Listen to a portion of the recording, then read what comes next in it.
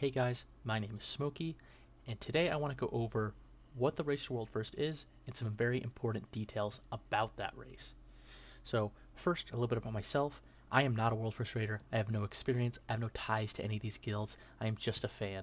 No different than watching another sport, just kind of regurgitating information that I hear from these different teams and displaying it right back out to you. So, let's get into it. What is the Race to World First? Well, quite simply, it's what guild kills the last boss on Mythic first. They don't care about who does normal, they don't care about who does heroic. It's all about Mythic. We'll talk about why that's a little different this year. Next, we're going to talk about how to watch it. There's a million different ways to watch it. Most notably, on Twitch, you can watch your favorite guilds like Echo, maybe Liquid, Pieces, Big Dumb Gaming, Method, etc. If you're not sure what team to watch, or maybe you want to change different teams, just go to Raider.io, click the RWF tab, and it will take you down to this list of all this valuable information that can tell you who's live and how to watch them, and maybe any important updates if you're watching from a future date. Maybe it can tell you who killed what bosses in what order. Now, we're going to be talking about what guilds are competing, or more specifically, who's competing. So obviously, you can see this list, and it goes on for hundreds of pages of who's killed these bosses, but who's really competing for this Race to World First. So this page, probably the top 10 are names that you should keep an eye on. Anybody from Sonic's Imperative and up. These guys are putting in a crazy amount of hours. And not to discourage that these other guilds below here are not doing it, but these guilds are probably the ones that are really putting in the serious work and maybe seriously thinking about going home with the championship or the title, you could say. Now, let's talk about the separation between these teams. Echo and formerly known as Complexity Limit, now known as Liquid Guild, have pretty much been dominating the race since BFA to now. It's been those two teams going back and forth. You can see, was it not Old Deer? Yeah, we got BOD. Then we have Crucible doesn't count. Eternal Palace, Nyalotha, Castle Nathria, Sanctuary Domination. This goes back to Legion. These guys have been going back and forth for a long time. Now, more importantly to know is why these two teams are so much better. These two teams have just an incredible amount of resources outside a game, and that's no fault of any of these other guilds. Just these two teams, are sponsored. We have teams sponsored by Liquid. We have Echo who has great sponsors and like Curse Forge and all that stuff. And they can fly their players out to a LAN event. They get them all together. They're all on like this great internet. They're staying together. All this great. The chemistry is really important here. These teams, they're not even really teams. They're more like they're all like best friends. I mean, they've been playing together for a long time. Now, not saying that these teams can't win it. We'll talk about Method in a second. What's special about them? It's just they don't do the same as these two guilds. So that's normally why these two trade blow for blow, going for world first after world first. Now, Pieces, a guild known for always having a ton of gold, buying a bunch of BOEs, doing a great job. They are a very competitive guild. BDGG, normally US second, another great competitive guild. They are signed by an org, but they don't do the whole lane event. They're still new to the whole Race to World First scene, but we each year have seen them improve and getting better and better. Maybe this year is the year that they can really push into the top two spot, maybe even the world first. We'll have to wait and see. Method, formerly in pretty much BFA all the way back to Legion, maybe even before then, were known for being one of the best guilds in the world, constantly taking world first, constantly competing for them. But in 8.3, there was a little bit of a drama, a little bit of an issue, where, long story short, a bunch of the players from Method left and formed Echo. Pretty much all the really good players did that. They are now led by Scripe and Roger Brown, and then a bunch of those other players who now pretty much guide that team. Over the years, though, well, the last couple years, Method has been rebuilding its roster, getting new players, trying to bolster its roster so it can once again try to get on that throne. And we'll talk about what kind of moves they've made this offseason to really set them apart. Now, in 8.3, when Echo and Liquid were competing, Liquid did something a little special. They brought in the quote unquote 21st man, where they had Limit Max, or now Liquid Max, or Maximum, whatever you want to call him, was raid leading, but from outside the raid. So he had a bunch of different views and streams he could watch from. He would call stuff out, talk about CDs, and he was just breaking down the raid. He didn't have to worry about his play at all, which Echo, shortly after, tried to copy going into Castle Nathria, which they do, and it is just known for these guilds, it's just more successful having somebody who can just observe the raid and make changes on the fly. And those two guys love what they do. They wouldn't have it any other way. They love getting to be from the position they're in. Now, they obviously have other people that help them outside the raid, but that's a huge difference. Since then, we've seen these guilds kind of start picking up the same thing, especially when it comes into the race. Once you start getting out of the top 10, that's not so true, but definitely in these top 4 guilds, you're going to see that be a thing, even the top 5 with Method. Now, the team name changes. We've seen Complexity Limit is now Liquid. We saw Big Dumb Guild is now BDGG, Big Dumb Gaming Guild, I think, or something like that. Like I said, Method, Dominant then, kind of split. Now it's kind of like it has the same name, but pretty much a new guild. Pieces is still the same Pieces. Going to the next topic, we have off-season moves. So kind of like your free agency and any other sporting or any other sport you might see. So I believe Echo picked up a player from Liquid this past season. It was Wolf Disco, so they picked him up. Picking up a player from the other guild doesn't really bring any specific benefit that I would think of, because each raid is new, so it's not like there's a playbook to memorize and bring over. It's pretty much all the same. All the guilds do pretty similar stuff for prep. Limit has picked up one of the famous content creators or rogues and M+ pushers in the community, JPC. He'll be competing his first Race to World First. Very exciting to watch him perform. Pieces, I'm sure they picked up some players. I'm not sure who they picked up, but I know who they lost, and a very good tank at that in Andy Brew. I also think they also lost Wildy as well, one of his DPS that pushed keys with him on live. They have joined Method, and in the World First rating scene, tanks are incredibly rare, and great tanks are even more rare. And just for a little bit of context, I'll show you where Andy Brew lies on the top push leaderboard. This is him. He is quite far ahead between the second tank on here on this list. He is a great tank, and he has now swapped guilds and joined Method, brought another one of his great DPS, Wildy, with him, and they're joining. I think Thanner is already in that guild. They're joining up with him, so they're going to get some great chemistry there, and they push and at the high key level. They know what it takes to be successful. They know the pressure. I'm very excited to see how Method does with this, and maybe they even swap places with Pieces and we can see them push into the top 3. BDGG, they picked up Elismir this season, another very exciting pickup, a great Holy Paladin, someone else who's going to be in their first Race to World First. Just to put on the side, just because these guys are on the guilds, we don't know if they're going to compete. We have no idea. The guilds don't even know if they're going to be playing yet, because they just don't know what comps they're going to run 100% yet. I'm sure they have a pretty good idea, but not 100%. But just because you're not necessarily actively playing, you might be on the bench. Trust me, these guys are doing just as much work. They're doing splits, they're doing Mythic Plus, they're doing PvP, any way to help their guild outside of the raid, anything they can do. Let's talk about the global release now. The next big topic when it comes to the Race World First, something you're probably going to hear about at the beginning of all the streams you watch and at the very end based off of whoever wins. So US gets access to the raid first. So we'll get the patch on the 22nd, or Tuesday. The Heroics available, Heroic and Normal are open on the 1st, and then Mythic and the end of Heroic is open on the 8th, I believe. So they're doing this raid a little bit differently, where only the first 8 bosses are available for the first week, I believe, and then all the bosses on all difficulties are available on the 8th. So no one's get to see the last 3 bosses until quite some time, which we'll get to in a second. Now, you might be thinking, okay, so EU starts about a day later. That's quite a big gap. Well, just to put that in perspective, China starts, I think, even a day later than them. They start a whole nother day. So for China to catch up with US guilds like Liquid, it is quite the struggle to catch right back up with these guilds. And same thing with the EU teams. It's quite a gap to bring back in. Now, let's talk about how does Liquid give up a Race to World First with a quote-unquote head start? Well, first off, the head start, it's always different every year based off of what maintenance looks like, extended maintenance, bugs, etc. You never know what could happen. A great example of this was Stone Legion Generals in Castle Nathria. The boss was just a complete, utter disaster, and Limit got to the boss first, and they just couldn't kill it. It was just not possible. There's just too many bugs.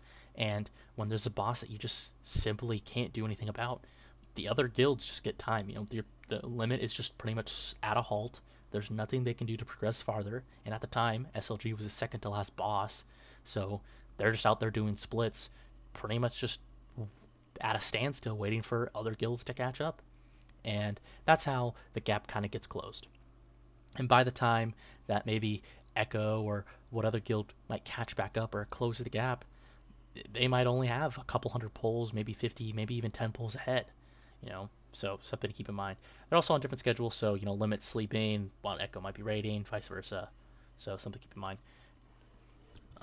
Let's talk about raid testing. This raid testing is a little different than what we have seen in the past.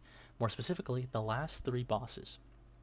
So a lot of these guilds have publicly said that they normally pick comps that's going to give them the best success on the last boss, or maybe the last 2 bosses, depending on how difficult they are. So, because those last 2 bosses are going to be the hardest bosses, that's what they want to have the best comp for. They'll gear up their comp for that. Pretty much, if that comp can kill the last boss, it's going to be able to kill all the other bosses. Well, this year, or this raid, no one has even seen the last 3 bosses or tested them on any difficulty. The only thing that's available is pretty much the Dungeon Journal, and that is it.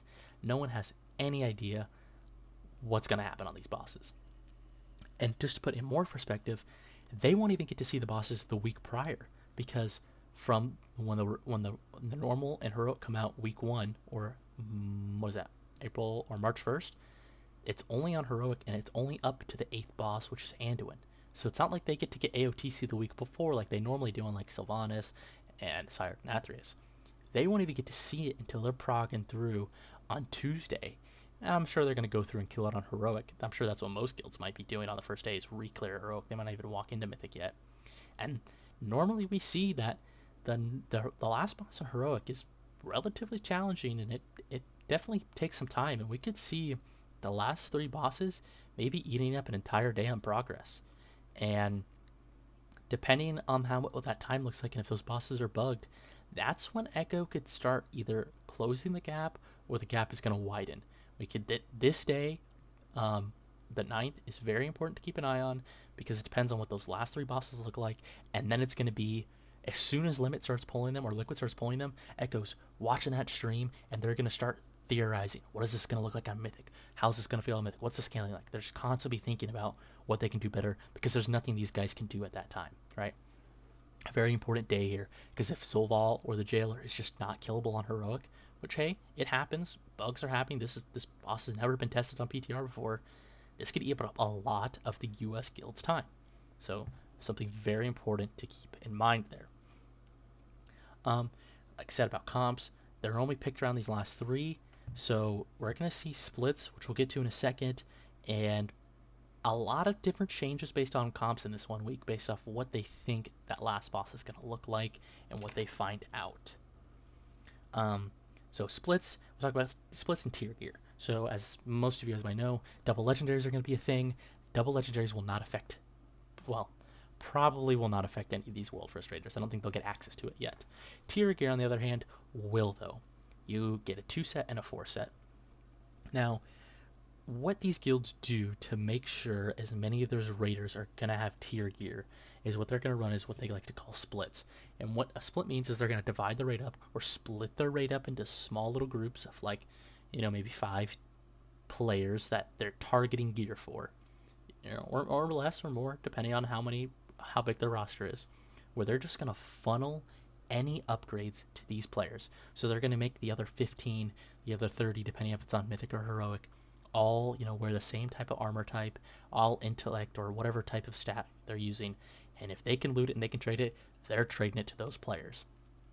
And then they're going to do that for every single one of their players in the raid to make sure they're geared as much as possible. And to further that, every single one of these raiders have not copies, but duplicates, I guess you could say, of the same class. So for example, you might famously know JPC. I think he has 3 rogues, right? He's obviously not going to play all 3 rogues in progression on the last boss. He's only going to play one of them. But whichever one gets geared the best, if it's the first, second, or third, who gets better RNG out of the raid, out of the vaults, etc., that's who he's going to stick with.